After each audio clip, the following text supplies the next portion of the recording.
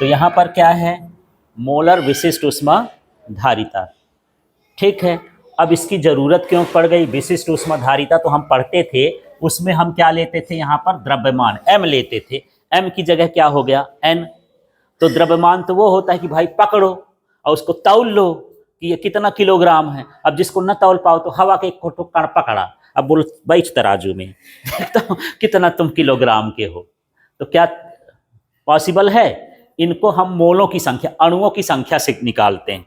तो गैस के लिए है मोलर विशिष्ट ऊष्माधारिता, किसके लिए है, गैस के छोटे छोटे कणों के लिए है। कोई भी पदार्थ हो, जैसे मान लो 1 किलोग्राम पानी है तो ठीक है, अब 1 टन पानी है, एक अणु है पानी का, पानी का क्या है अणु, तो उसको हम तौल के तो नहीं बता सकते, उसको हम गिन के बता सकते हैं, हाँ 1 अणु है कि 2 अणु, ठीक है, इकट्ठा नहीं बता सकते। तो उस कंडीशन में हम यहाँ पर किसका यूज करते हैं, मोलर विशिष्ट ऊष्मा धारिता का यूज करते हैं। ठीक, पर ये कहती क्या है, जैसे उसमें बोलते हो एकांक द्रव्यमान, तो द्रव्यमान की जगह क्या लिख दोगे, मोल। तो क्या 1 मोल पदार्थ का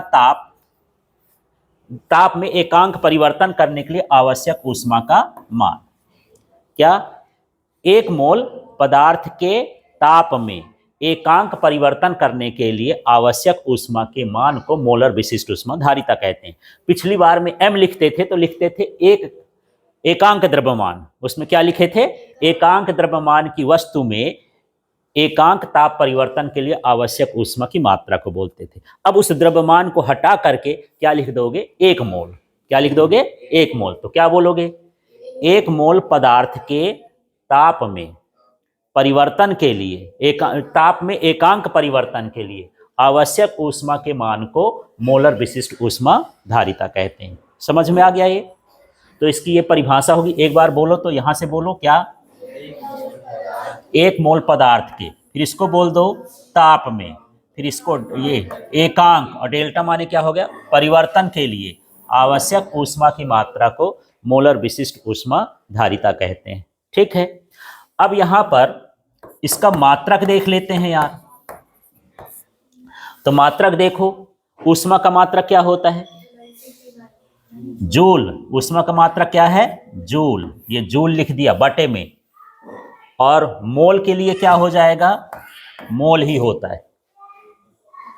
है ना, अणु का जो मात्रक है, पदार्थ का मात्रा मोल, और यहां पर क्या हो जाएगा, केल्विन।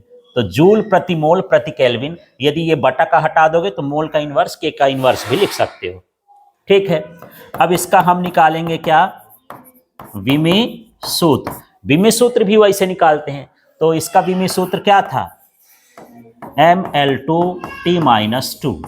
अब यहाँ मोल का विमी सूत्र MOL ही होता है, ठीक है, और ताप का क्या होता है, K। तो चलो यार इसको अब सजा दो, तो ये क्या बनेगा, ये Ml2T-2, फिर क्या हो जाएगा, मोल का इन्वर्स, फिर क्या हो जाएगा, K का इन्वर्स। ये इसका विमी सूत्र बन गया।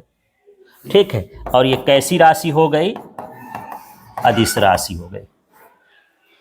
ठीक है, अब ये गैस इतना बेकार होती है कि आयतन बढ़ाओ तो दाब बदल जाता है, दाब बढ़ाओ तो आयतन बदल जाता है, गूलर सिस्टम है। जैसे फ्रॉग को पकड़ लो ना, 2 ठो फ्रॉग हो तो एक ठो पकड़ो तो दूसरा कूद गया, दूसरा हुआ तो पहला कूद गया, ऐसे इसमें है। तो इनको कुछ को एक फिक्स करना पड़ता है कि भैया तुमको बांध के रख देते हैं, फिर दूसरा वाला हम टेस्ट करते हैं क्या कैसा है। ठीक है, दोनों को इकट्ठा टेस्ट नहीं कर सकते।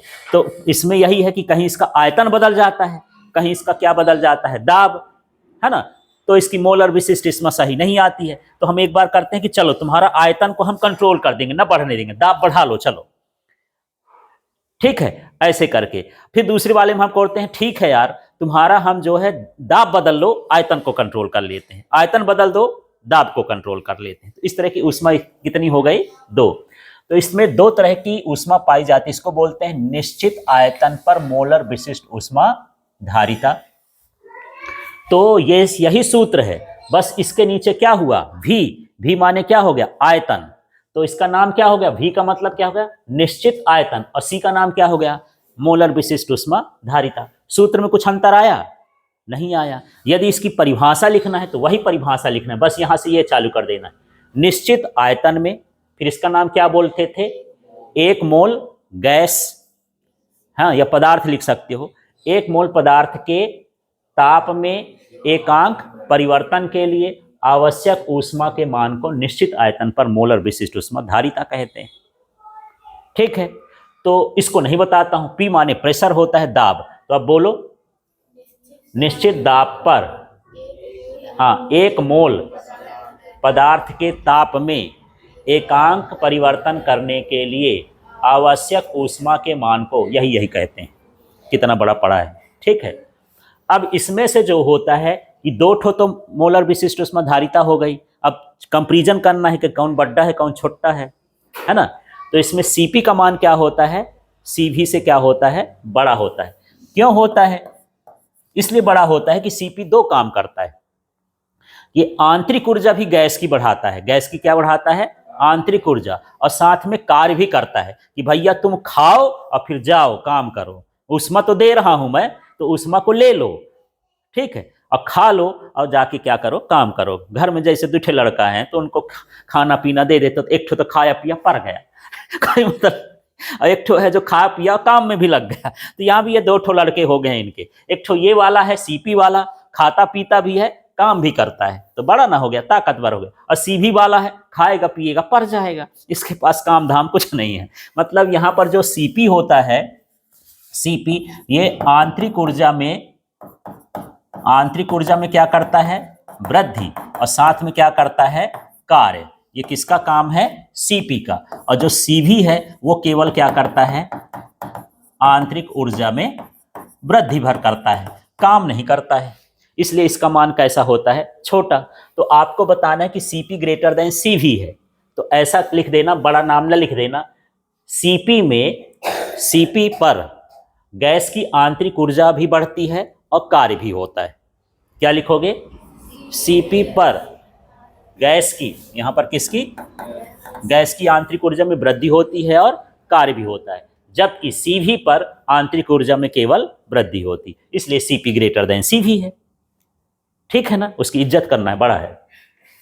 कितना बड़ा है, तो ये होता है Cp माइनस Cv, घटा दो तो उसमें बड़ा पता चल जाएगा। ये R के बराबर होता है, आदर्श गैस समीकरण के बराबर। ये मेयर संबंध कहलाता है, बाद में इसको हम डिराइव करेंगे 13वें चैप्टर में।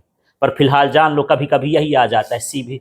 मेयर संबंध लिखिए, 1 नंबर का क्वेश्चन आया, मेयर संबंध लिखिए, तो Cp माइनस Cv बराबर क्या लिख के चले आना है, R। ठीक है, अब यहाँ पर ये पानी वाला तो हो गया पीछे। ठीक है, तो चलो स्टार्ट कर लो। यहाँ से चालू करना, पहले ये लिखना फिर इन दोनों को लिखना है।